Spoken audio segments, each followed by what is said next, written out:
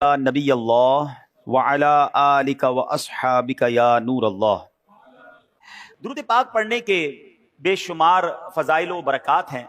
नबी अकरम नूर मुजस्सम सल्लल्लाहु ताला अलैहि वसल्लम का फरमाने आली शान है, शबे जुमा और रोज़े जुमा यानी जुमेरात का सूरज डूबने से लेकर जुमे का सूरज डूबने तक मुझ पर दुरूद पाक की कसरत किया करो। जो ऐसा करेगा रोजे कयामत में उसकी गवाही दूंगा और शफाअत भी करूंगा। सुभान अल्लाह। यानी ये जो वक्त गुजर रहा है शबे जुमा और रोजे जुमा, ये कसरत से दुरूद पाक पढ़ने का वक्त है। इन औकात में बिलखुसूस दीगर फजूल बातों से बचकर, फजूल कामों से बचकर ज्यादा से ज्यादा दुरूद पाक पढ़ने हैं। आइए मिलकर मोहब्बत के साथ बावाज़ बुलंद दुरूद पाक पढ़ लें। सल्लू अलल हबीब सल्लल्लाहु ताला अला मुहम्मद सल्लल्लाहु अलैहि वसल्लम। प्यारे इस्लामी भाइयों, बीर सबा ये एक तारीखी शहर है जो कि फलस्तीन के करीब है। ये बहुत बड़ा शहर बन गया है। पहले वो एक छोटा सा गांव था। अरबी में बीर कुएं को कहते हैं और सबा का माना है सात। ये जो गिनती वाला 7 होता है ना, सात।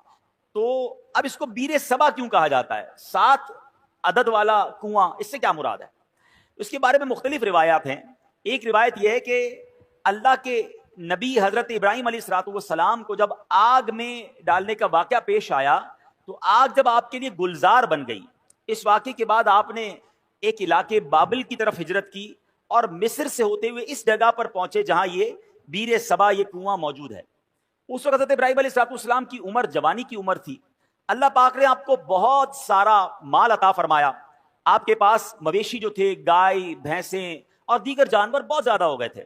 यहां तक कि लोग आपको शेख सालेह, नेक बुजुर्ग के नाम से पुकारते थे। अल्लाह के आप नबी भी थे तो आपसे बड़ी लोग मोहब्बत करते थे, आपको शेख सालेह कह के पुकारते थे। अब ये हुआ कि आपकी कुछ लोगों ने बेअदबी की और आपसे कहने लगे कि आप यहां से चले जाएं। हज़रत इब्राहिम अलैहिस्सलाम ने कोई लड़ाई झगड़ा नहीं किया, अपना सामान उठाया और आप उस इलाके से चले गए और जबरून नामी शहर तशरीफ ले गए, जिसको आजकल उस शहर को अल खलील कहते हैं।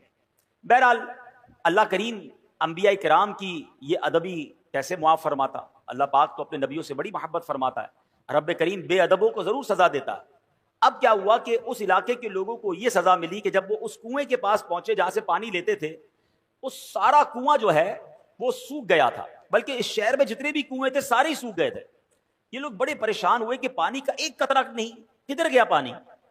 कुछ लोगों ने कहा कि शेख साले की बेअदबी की है, अल्लाह के नेक बंदे को हमने तंग किया है, ये हो सकता है इसी वजह से बेअदबी की हमें सजा मिली है। अब ये लोग फिर हज़रत इब्राहिम की बारगाह में हाजिर हुए, माफी मांगने लगे कि हुजूर हमें माफ कर दें, हमने आपको बाहर निकाल दिया, हुजूर वापस आ जाएं, इस शहर में फिर करम फरमाएं। हज़रत इब्राहिम अलैहिस्सलाम ने कहा कि मैं तो नहीं आता, अब तुम मेरी 7 बकरियां ले जाओ, एक एक बकरी को एक एक कुएं के पास खड़ी कर दो। जैसे ही वो बकरियां कुएं के पास पहुंचेगी इंशाअल्लाह कुएं में पानी वापस आ जाएगा। अब ये लोग 7 बाबरकत बकरियां लेकर वापस आए।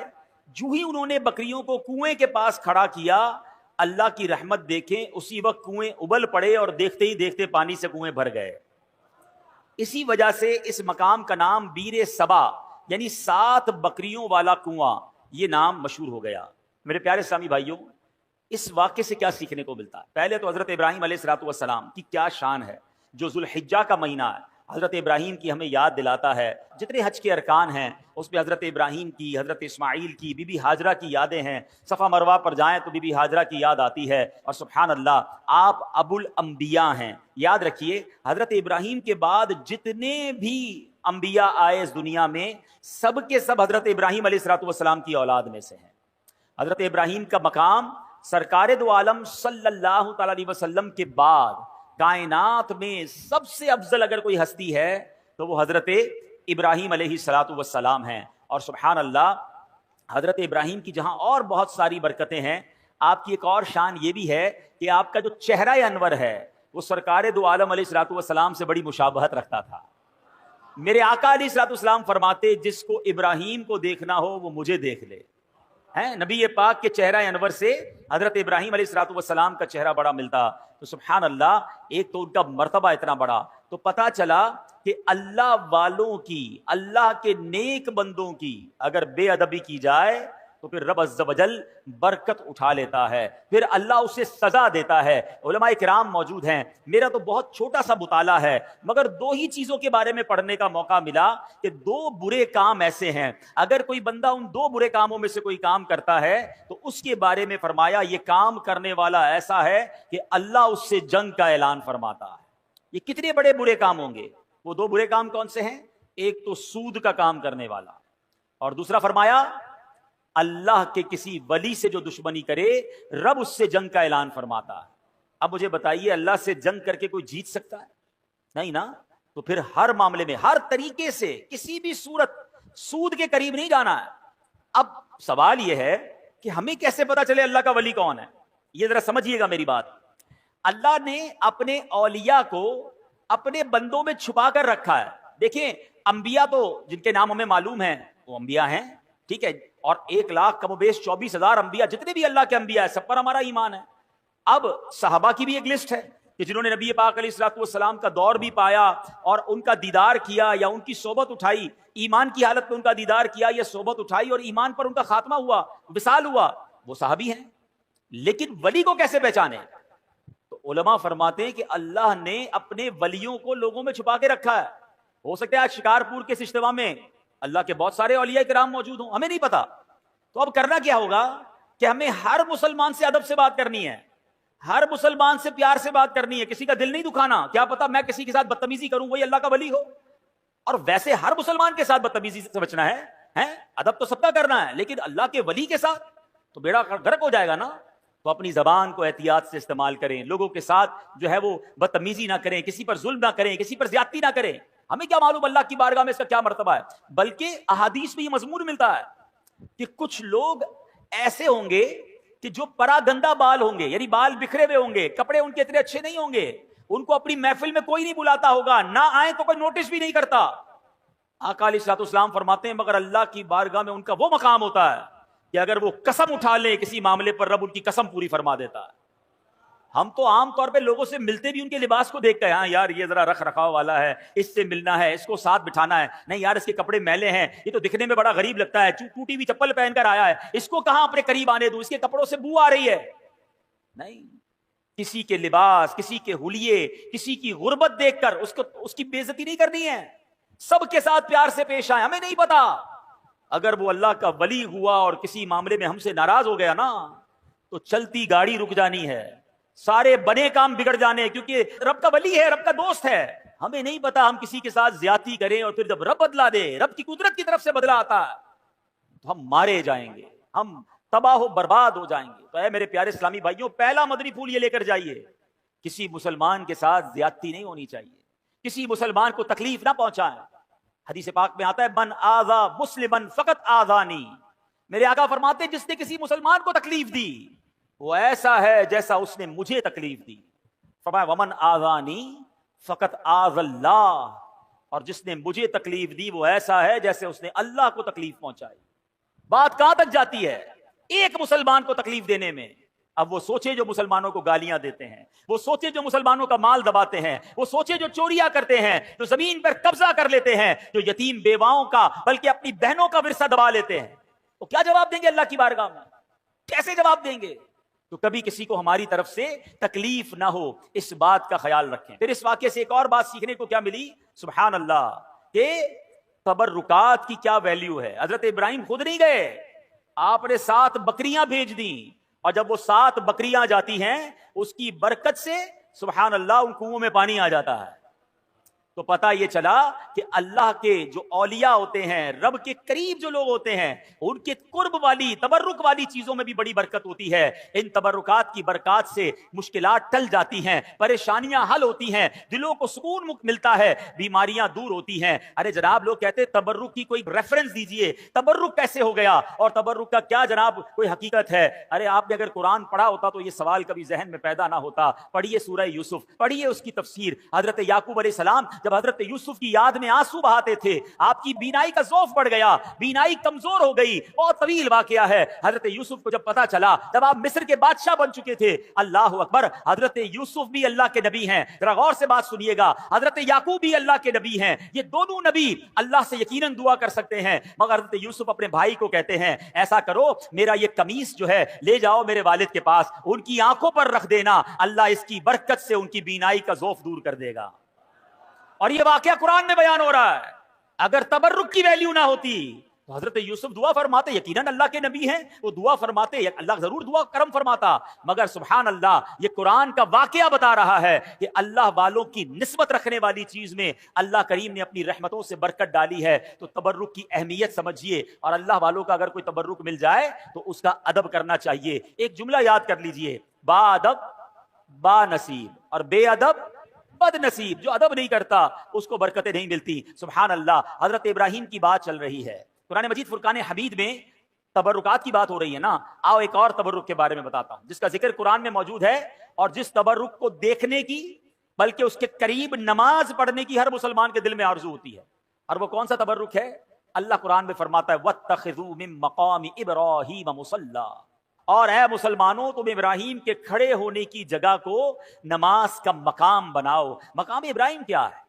एक पत्थर है। हजरत इब्राहिम अलैहिस्सलाम इस पत्थर पर खड़े होकर काबे की आपने तामीर फरमाई, और सुभान अल्लाह, ये कमाल का पत्थर है। अब देखिए, आज शिकारपुर के इस फैजान मदीना में हम बैठे हैं, इसकी छत जब बनी होगी, किसी इंसान का हाथ तो नहीं पहुंचा होगा ना, कोई ना कोई लिफ्ट लगाई गई होगी, उसके बाद वो शटरिंग लगाते हैं, मजदूर ऊपर चढ़ते हैं और चढ़कर काम करते हैं। अगला फ्लोर हो तो एक और लिफ्ट लगाई जाती है, जितना कद होता है वहां तक बंदे का हाथ पहुंचता है, उसके ऊपर के लिए किसी लिफ्टर की जरूरत पड़ती है। सुभान अल्लाह, 5000 साल से पुरानी बात है, जब हजरत इब्राहिम काबे की तामीर कर रहे थे। बताओ ना, हजरत इब्राहिम ने ये कद से ऊपर पत्थर कैसे रखे होंगे? सुभान अल्लाह। तफासीर में ये मिलता है कि जिस पत्थर पर हजरत इब्राहिम खड़े होकर काबे की तामीर कर रहे थे, हजरत इस्माइल पत्थर पकड़ाते जाते, हजरत इब्राहिम पत्थर रखते जाते, और जब ये दीवार ऊंची हो जाती, मकाम इब्राहिम भी ऊंचा होता चला जाता। मकाम इब्राहिम जो पत्थर है वो लिफ्ट का काम करता था, वो ऊंचा हो जाता, आप ऊपर पत्थर रखते, जब नीचे पत्थर रखना होता वो पत्थर नीचे आ जाता। सुभान अल्लाह, ये कैसा मौजज़ा है। बल्कि सुनो, 5000 साल के बाद भी आज भी अपनी आंखों से जब आप मकाम इब्राहिम का दीदार करते हैं ना, तो हजरत इब्राहिम के कदमों के निशान आज भी नजर आते हैं।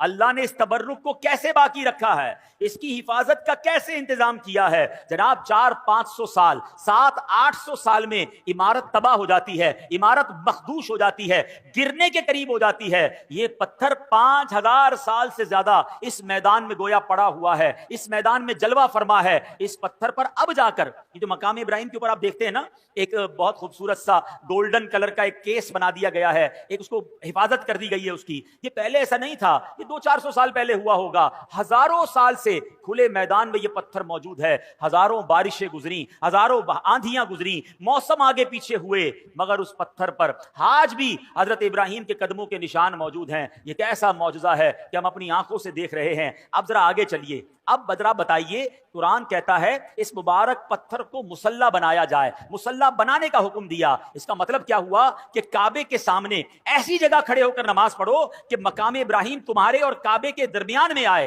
यानी जब तवाफ के बाद जो नवाफिल पढ़े जाते हैं, जो जिसको वाजिबु तवाफ कहा जाता है, वो इस जगह खड़े होकर पढ़ना मुस्तहब है। हजरत अब्दुल्लाह बिन अमर बिन आस फरमाते हैं रहमतुल्लाहि ताला अलैह, खैरुल मस्जिदी खल्फल मकामी व अन यमीनिल इमाम, यानी पूरी जमीन में सजदा करने के लिए 2 जगह बेहतरीन हैं। नंबर 1 मकाम इब्राहिम के पीछे, और नंबर 2 हम जब भी नमाज जमात से पढ़ें तो इमाम साहब की सीधी जानिब। सुभान अल्लाह, ये भी पता चला कि जब जब जमात में नमाज पढ़ने का मौका मिले, अल्लाह करे बा जमात नमाज हम पढ़ने वाले बन जाएं। फिर पहली सफ में जाकर नमाज अदा किया करें, और कोशिश करें पहली सफ में जो मौजिन साहब के साथ पे राइट साइड की जो जगह है, अल्लाह करे वो मिल जाए। फरमाए ये बेहतरीन जगह है। तो सुभान अल्लाह, मकाम इब्राहिम के पीछे नमाज पढ़ना है। अब एक और जरा थोड़ा सा बारीक सा मसला समझ लो, इंशाअल्लाह इश्क रसूल में और इजाफा हो जाएगा। अब जरा समझिएगा, मकाम इब्राहिम क्या है? एक पत्थर है।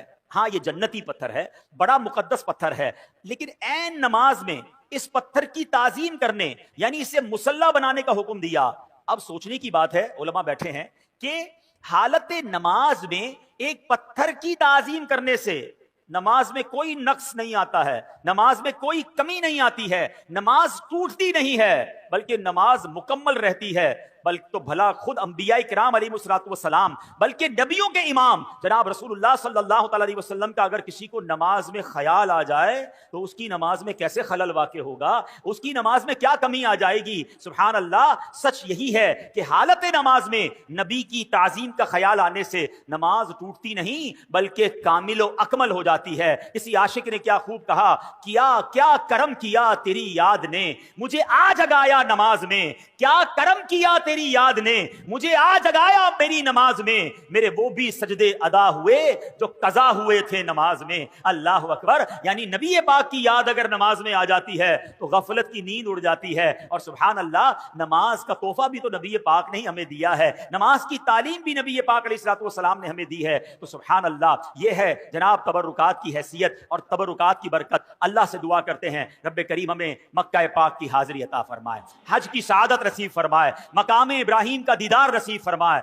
اور مقام ابراہیم کے پاس نماز ادا کرنا بھی نصیب فرمائے۔ ہاں، ایک مسئلہ بتا دیتا ہوں، جب یہ فضیلت سنتے ہیں نا تو ہمارے کچھ حاجی صاحبان سمجھتے ہیں، چاہے وہ عمرے پر جائیں یا حج پہ جائیں، کہ جناب اب تو بالکل مقام ابراہیم کے پیچھے نماز پڑھیں گے تو نماز ہوگی ورنہ نماز ہی نہیں ہوگی۔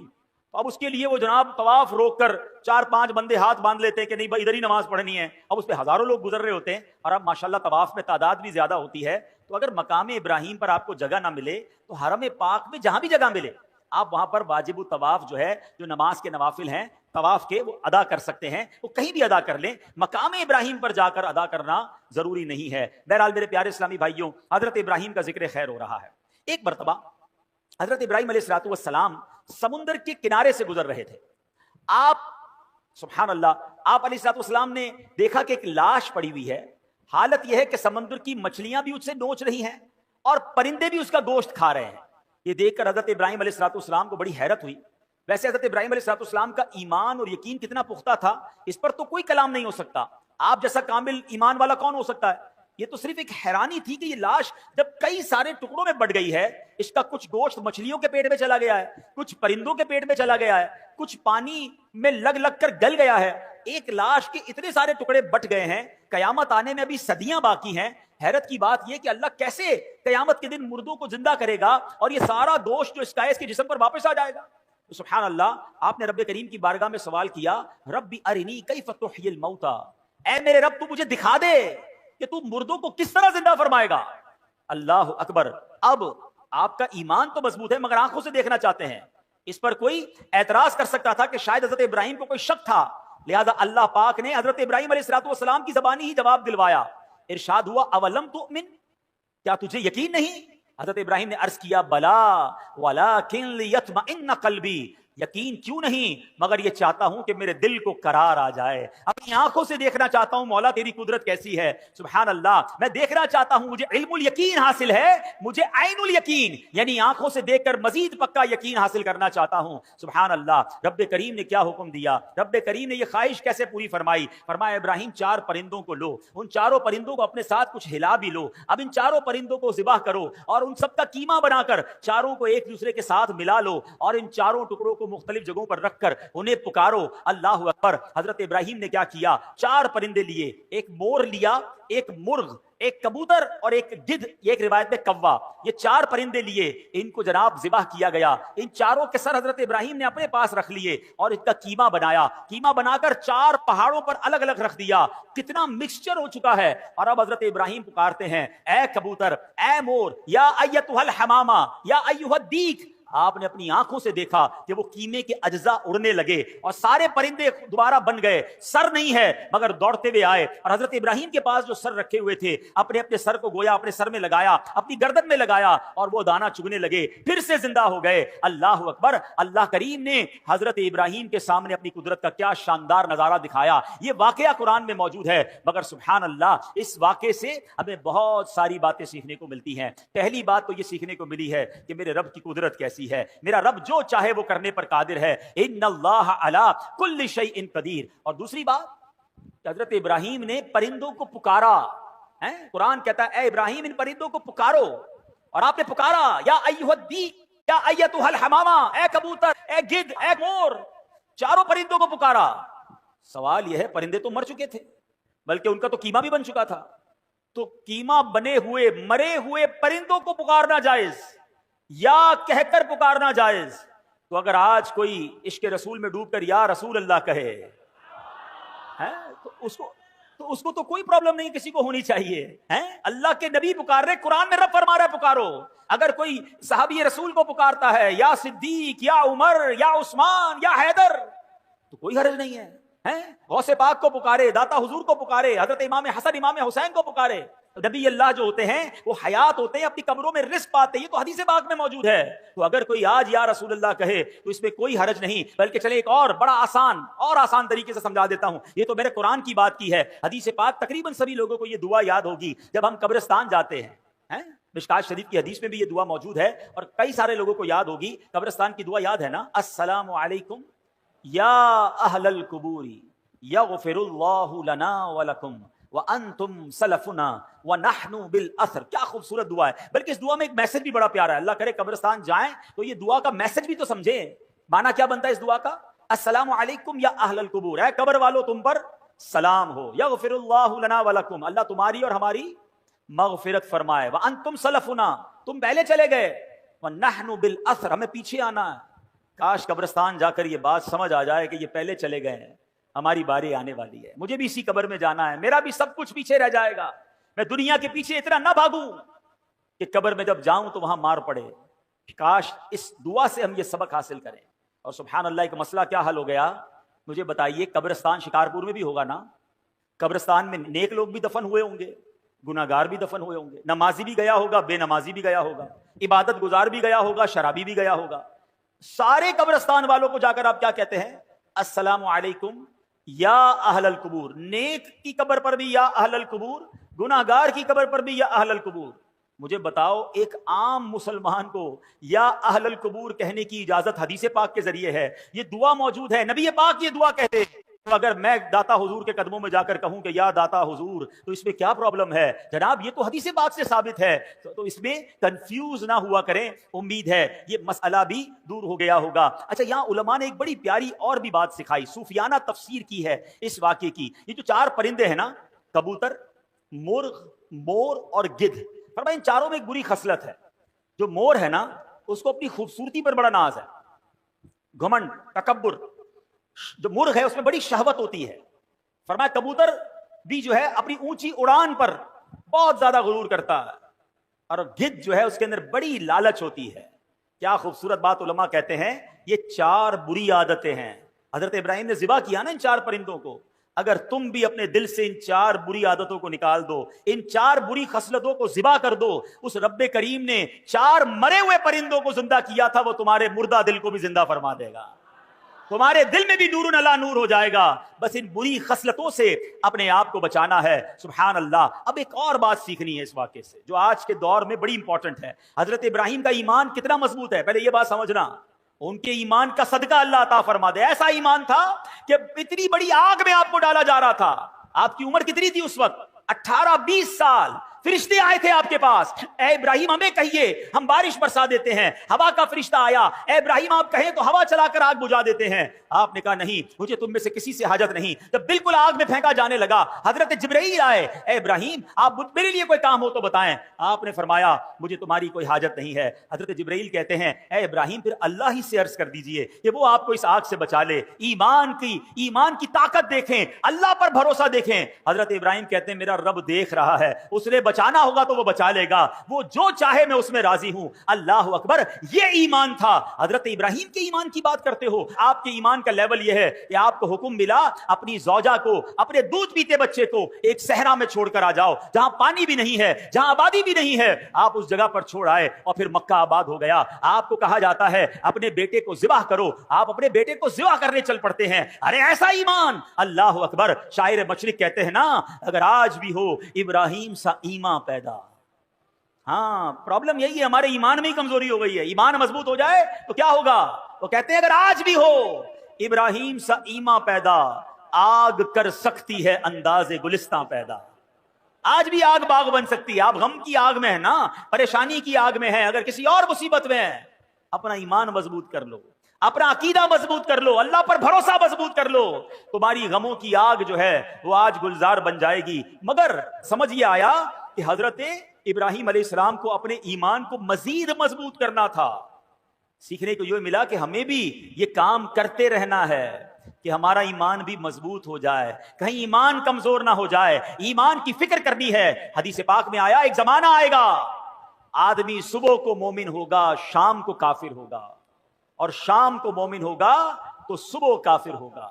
آج کل تو جناب طرح طرح کے فتنے ہیں، ایمان کے ڈاکو گھوم رہے ہیں، معاذ اللہ کوئی عقیدہ ختم نبوت پر اٹیک کر رہا ہے، کوئی جناب ہمارے اولیاء کرام صحابہ کرام کے ہمارے جو ان سے تعلق ہے اس پر اٹیک کر رہا ہے، کوئی جناب انبیاء کرام کے بارے میں معاذ اللہ ہمارے دل سے محبت نکالنے کی کوشش کر رہا ہے۔ اور آج سوشل میڈیا کا زمانہ ہے، جس کو دیکھو سب کو سننے کا شوق ہے۔ نہ کرنا ایسا میرے پیارے اسلامی بھائیوں، جو لوگ ہمیں انبیاء کرام صحابہ کرام اولیاء کرام سے دور کرنا چاہتے ہیں، اور آج کے دور میں علماء کرام سے دور کرنا چاہتے ہیں، جنہوں نے ہمیں جوڑ کر رکھا ہے اس دین کے ساتھ، ہمیں ان لوگوں کی بات نہیں سننی چاہیے۔ ایمان کی حفاظت کی فکر کیجئے، کیونکہ یہی بات اعلیٰ حضرت نے آج سے 100 سال پہلے سمجھا کر گئے۔ میرے رضا کہتے ہیں سونا جنگل رات اندھیری چھائی بدلی کالی ہے، سونے والوں جاگتے رہیو چوروں کی رکھوالی ہے، آنکھ سے کاجل صاف چرا لیں یا وہ چور بلا کے ہیں۔ کیسا محاورہ استعمال کیا، آنکھ سے کاجل کون چرا سکتا ہے؟ آنکھ کے اندر ہی کاجل ہوتا ہے نا۔ کہاں بڑے مکار چور ہیں، ایسی چالیں لے کر آئیں گے، دین کی بات کر کے تمہارا دین لے جائیں گے، ہیں علم کی بات کر کے تمہیں علم دین سے دور کر دیں گے، تمہیں کہیں گے قرآن ہی تو سنا رہا ہوں، مگر تمہیں اللہ رسول کی محبت سے آری کر دیں گے۔ اے میرے پیارے اسلامی بھائیوں، اب جاگنے کا دور ہے، سمجھنے کا دور ہے۔ کیا کہتے ہیں؟ آنکھ سے کاجل صاف چرا لیں یا وہ چور بلا کے ہیں، تیری گٹھڑی تاکی ہے اور تو نے نیند نکالی ہے، ارے تیرا ایمان چھیننے آئے ہیں اور تو اب غافل ہو گیا ہے۔ تو اے میرے پیارے اسلامی بھائیوں، حضرت ابراہیم کا یہ واقعہ بتا رہا ہے کہ ایمان کو اسٹرینتھن کرنے کے لیے، ایمان کو مزید مضبوط کرنے کے لیے ہمیں سوچنا ہوگا۔ پہلے کے دور میں فتنے کم تھے مگر ایمان بچانے کی لوگوں کو فکر زیادہ تھی، آج کے دور میں فتنے زیادہ ہیں، ایمان کے لٹ جانے کا جناب سبب زیادہ ہو گئے، مگر لوگ ایمان کی حفاظت کی فکر نہیں کرتے۔ آپ مجھے ایک بات بتائیں، اگر ہمارے پاس کوئی قیمتی چیز ہو اس کی حفاظت کی کتنا سوچتے ہیں؟ کسی کے پاس اگر مثال دیتا ہوں، قیمتی موبائل ابھی جیب میں ہوگا تو ہر تھوڑی دیر بعد اپنے جیب پہ ہاتھ لگاتے ہیں، یار موبائل ہے کہ نہیں ہے، کہیں چلا تو نہیں گیا؟ کوئی موٹر سائیکل قیمتی بار کھڑی کر کے آیا ہوگا یا گاڑی، اس کا دھیان بار بار جاتا ہوگا، یار لاک صحیح لگایا تھا نہیں لگایا تھا، کیونکہ قیمتی ہے۔ سونا ہو، پیسے ہوں اور تالے کے اندر گھر میں یا بینک میں رکھواتے ہیں۔ مجھے بتائیں ہم سب کے پاس سب سے زیادہ قیمتی چیز کیا ہے؟ بتائیے نا۔ ایمان سے بڑھ کر کچھ نہیں ہے۔ ساری دنیا کی دولت کسی کے پاس ہو اور ایمان نہیں، اس سے بڑا غریب کوئی نہیں ہے، اور میرے پاس کچھ نہ ہو ایمان ہو تو مجھ سے بڑا امیر کوئی نہیں ہے۔ کیوں؟ کہ جو ایمان سلامت لے کر قبر میں جائے گا نا، وہ ہمیشہ ہمیشہ جنت میں رہے گا انشاءاللہ۔ اگر گناہگار بھی ہوا، رب ناراض بھی ہوا، کسی وجہ سے اسے جہنم میں ڈالا بھی گیا، تو سزا بھگتنے کے بعد جب وہ جنت میں جائے گا نا، پھر جنت سے باہر کبھی نہیں آئے گا۔ قرآن کہتا ہے ہم فیہا خالدون، ہمیشہ ہمیشہ جنت میں رہے گا۔ تو ایمان اتنی بڑی نعمت ہے، اور جو کفر پر جس کا خاتمہ ہوا، جو ایمان کے بغیر دنیا سے گیا، اب وہ جہنم میں جائے گا اور جہنم سے کبھی بھی باہر نہیں آئے گا۔ ہم فیہا خالدون۔ اب سوچو ایمان کی کتنی فکر کرنی چاہیے، مگر یا کسی کو ٹینشن ہی نہیں ہے۔ اپنی دعا کروائیں گے، لوگ کرواتے بھی ہیں، دعا کرتے بھی ہیں، یا اللہ روزی میں برکت دے دے، گھر کی حفاظت ہو، بچوں کی حفاظت ہو، فصل کی حفاظت ہو۔ کبھی تو دعا کرو یا اللہ ایمان کی حفاظت ہو، کبھی تو دعا کرو یا اللہ قبر میں ایمان سلامت لے کے جاؤں۔ یعنی ایمان کے بارے میں سوچتے ہی نہیں ہیں، حالانکہ ایمان چھن سکتا ہے۔ پہلے تو یہ سمجھیے، آپ کو پتا ہے میرے آقا علیہ السلام کی دعا؟ پہلے یہ بتائیے پیارے آقا کا قلب مبارک کیسا ہے، آپ کا دل اقدس، آئے ہائے تیرے صدقے میں آقا سارے جہان کو دین ملا، جن کے صدقے میں ایمان ملا وہ دعا کرتے تھے۔ وہ دعا کیا تھی؟ یا مقلب القلوب ثبت قلبی علی دینک، اے دلوں کو پھیرنے والے میرے دل کو تیرے دین پر ثابت قدمی عطا فرما۔ یہ اللہ کے نبی دعا ہماری تعلیم کے لیے فرماتے، ہمیں ٹینشن ہی کوئی نہیں۔ ایمان کی مضبوطی کے بارے میں سوچئے، اب کیسے ایمان مضبوط ہو، آئیے سنتے ہیں۔ حدیث پاک میں ہے لا یؤمن احدکم حتی اکون احب الیہ من والدہ وولدہ والناس اجمعین۔ آقا فرماتے تم میں سے کوئی بھی اس وقت تک کامل ایمان والا نہیں ہو سکتا جب تک مجھے اپنے والدین، اولاد اور سب لوگوں سے بڑھ کر محبوب نہ بنا لے۔ تو ایمان کیسے مضبوط ہوگا؟ نبی پاک سے سچی محبت، سب سے زیادہ محبت، خالی نعرے نہیں، غلامی رسول میں موت بھی قبول ہے، بہت اچھا نعرہ، جس کو موت قبول ہے اس کو نماز کیوں قبول نہیں ہے، اس کو حرام روزی چھوڑنا قبول نہیں ہے، اس کو بے حیائی کے کام چھوڑنا قبول نہیں ہے، جوئے اور شراب میں پڑے میں کہتے غلامی رسول میں موت بھی، خود سوچئے نا، سچی محبت۔ مومن کامل کب ہوگا؟ جب نبی پاک سے سچی اور سب سے زیادہ محبت ہوگی۔ ایک اور ایمان مضبوط کرنے والے کام سنیں، آقا فرماتے ہیں اوثق عر الایمان الحب فی اللہ، آقا فرماتے ہیں اللہ پاک کی رضا کے لیے اللہ پاک کے بندوں سے محبت کرنا ایمان کی سب سے مضبوط رسی ہے۔ تو پتہ چلا اللہ کے نیک بندوں، ولیوں، صحابہ، اہل بیت سے محبت کرنا، ان سے اپنا روحانی تعلق مضبوط کرنے سے ہمارا ایمان پکا ہوتا ہے۔ تو اللہ والوں سے محبت کریں، اللہ کے بندوں سے محبت کریں، دشمنیاں چھوڑ دیں۔ ایک اور حدیث پاک، نبی پاک علیہ السلام فرماتے ہیں تم میں سے کوئی بھی اس وقت تک کامل مومن نہیں ہو سکتا جب تک اس کی خواہشات میرے لائے ہوئے دین کے تابع نہ ہو جائیں، یعنی خواہشات پر نہیں چلنا ہے، میری خواہشات، میری تمنائیں سب پیچھے ہیں، پہلے میرا دین ہے، پہلے میرا مذہب ہے، پہلے اسلام ہے۔ لوگ کہتے ہیں سب چلتا ہے، بچوں کی خوشی میں سب چلتا ہے، نہیں میرے پیارے اسلامی بھائیوں، اپنی خواہشات کو مٹا کر اسلام پر عمل کرنا یہ ایمان کو مضبوط کرتا ہے۔ ایک اور حدیث پاک سنیں جو آج کے دور میں بڑی ضروری ہے، میرے آقا فرماتے ہیں صلی اللہ علیہ وسلم لا یؤمن احدکم حتی یحب لاخیہ ما یحب لنفسہ، تم میں سے کوئی بھی اس وقت تک کامل مومن نہیں ہو سکتا جب تک اپنے بھائی کے لیے بھی وہی پسند نہ کرنے لگے جو اپنے لیے پسند کرتا ہو۔ اب کیا حال ہے؟ کیا آپ پسند کرتے ہیں آپ کی بے عزتی ہو؟ کیا آپ پسند کرتے ہیں آپ کو کوئی دھوکہ دے؟